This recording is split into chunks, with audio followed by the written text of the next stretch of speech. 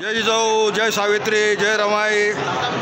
आज दिनांक 18 मार्च 2024 रोजी बुलढाणा येथे एकल महिला विधवा घटस्फोटीच्या परित्यक्त्या यांचा पुनर्विवाह सोहळ्याचे आयोजन करण्यात आले होते। या सोहळ्यामध्ये 7 जोडपे हे सहभागी झाले होते आणि या सोहळ्याचं एक विशेष असं होतं की हा सोहळा मानस फाउंडेशनने आयोजित केला होता। या सोहळ्याचे मुख्य संकल्पक माननीय DS लहाने सर हे होते।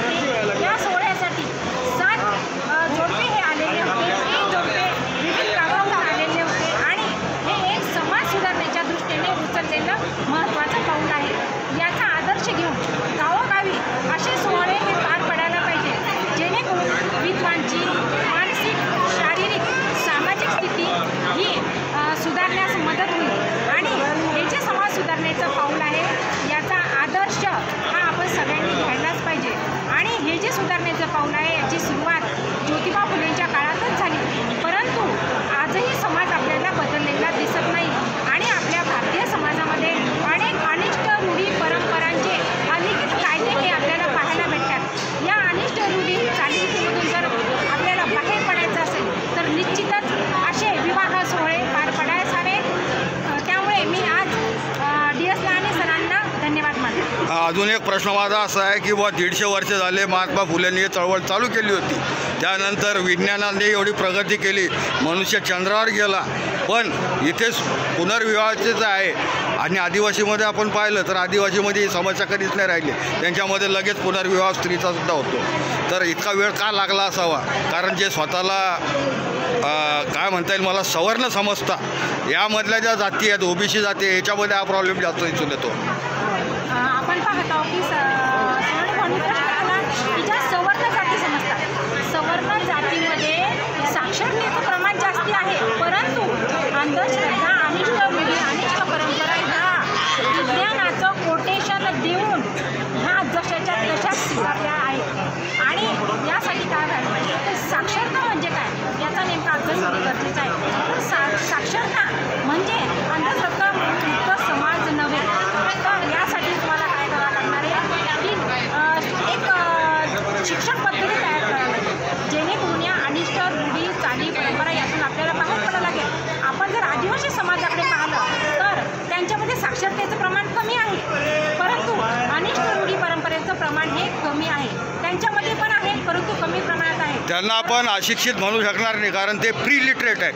बरोबर, ते लिटरेट नाही, आपण प्री लिटरेट आहे। जीवन स्वीकारलेलं आहे आणि निसर्गाच्या जीवनानुसार जो एक स्त्री पुरुषाचा जो सहसंबंध आहे हा देखील त्यांनी स्वीकारलेला आहे। म्हणून आदिवासीमध्ये एक घोटूळ नावाची प्रथा पाहायला भेटते। या घोटूळ नावाच्या प्रथेमध्ये तरुण मुलं मुली एकत्र राहतात आणि त्या दोघांचा समन्वय घडून येतो, त्या दोघांमध्ये कम्युनिकेशन घडून येतं आणि त्यानंतर ते ठरवतात की मला आता जीवनभर कोणत्या व्यक्तीसोबत राहायचं आहे। तर ही प्रचंड एक समाजाला एक चांगली अशी ही प्रथा आहे। तर आदिवासींकडून आपण सुशिक्षित समाजामध्ये ही प्रथा स्वीकारावी असं मला वाटतं। त्या ह्या होत्या प्रतिमाताई भुतेकर, अनिसच्या जिल्हाध्यक्ष आहेत त्या, आणि त्यांनी स्पष्टपणे सांगितलं की आदिवासीमध्ये जे घोटूल पद्धती होती त्यामध्ये सेक्स एज्युकेशन बिलकुल तिथे दिलं जायचं आणि त्यामुळेच त्या सर्व शिक्षणामुळे हा समाज एका दृष्टीने पाहिला तर आपल्यापेक्षा पुढारलेला असाच आहे। त्यामुळे आपलं आदिवासीकरण व्हायला हवं आजच्या स्थितीत आपण म्हणू, कारण आदिवासीमध्ये स्त्री भ्रूण हत्यासुद्धा नसते। धन्यवाद।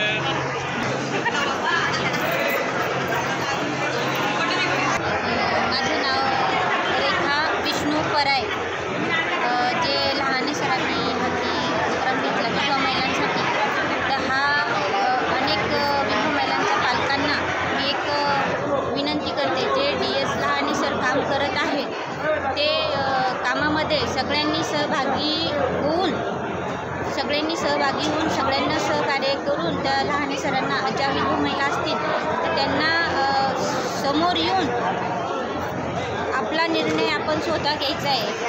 दुसऱ्या कोणत्या गोष्टीला बळी पडण्यापेक्षा जे लहाने सरांनी काम घेतलेलं आहे तर त्या विधवा महिलांच्या पालकांना माझी हातपाय जोडून विनंती आहे की त्यांनीसुद्धा लहाने सरांचं ऐकून आपल्या मुलींचा पुनर्विवाह केला पाहिजे, ही माझी इच्छा आहे। तुम्हाला पुनर्विवाह करताना काही अडचणी आल्या का कुटुंबियाकडून किंवा समाजाकडून?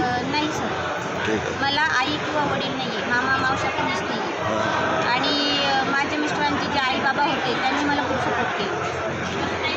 खूप धन्यवाद. भावी आयुष्याच्या तुम्हाला उबंटू उन्मुलान चॅनलतर्फे खूप खूप शुभेच्छा. धन्यवाद.